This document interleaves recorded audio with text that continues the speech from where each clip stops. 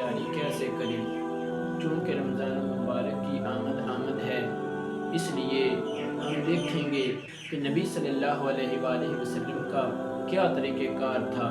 ہمارا طریقہ کار تو سب کے سامنے ہی ہے۔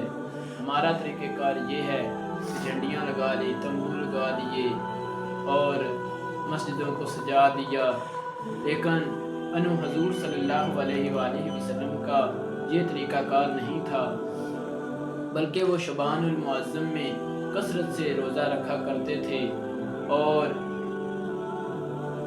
تہجد کا اہتمام کیا کرتے تھے۔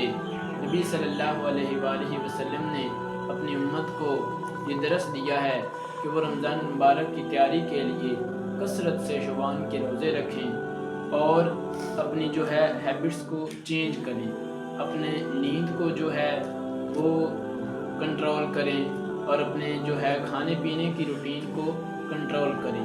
لیکن ہم ایسا نہیں کرتے۔ ہم رمضان المبارک میں بھی اکثر ہمارا طریقہ کار یہی ہوتا ہے کہ سحری ٹائم بھی بہت زیادہ کھا لیا اور افطاری ٹائم بھی، اور روزے کا مقصد جو ہے وہ پورا نہیں ہوتا۔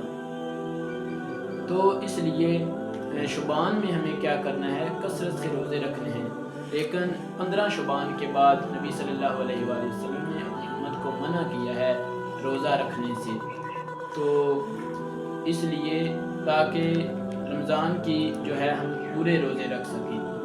تو رمضان کے روزے فرض ہیں، ایسی بات نہیں کہ آج میں نے روزہ نہیں رکھنا، آج میرا دل نہیں کر رہا، تو آج میں نے کہیں سفر پہ جانا ہے تو میں روزہ نہیں رکھ رہا، آج گرمی بہت زیادہ ہے آج میں روزہ نہیں رکھ رہا، آج مجھے جاگ نہیں آئی میں روزہ نہیں رکھ رہا۔ تو یہ بات نہیں ہے، روزہ فرض ہے، اور فرض کو جو ہے وہ ایسے نہیں مطلب اس کو سمجھا جاتا کہ رکھیں نہ رکھیں کوئی فرق نہیں پڑتا۔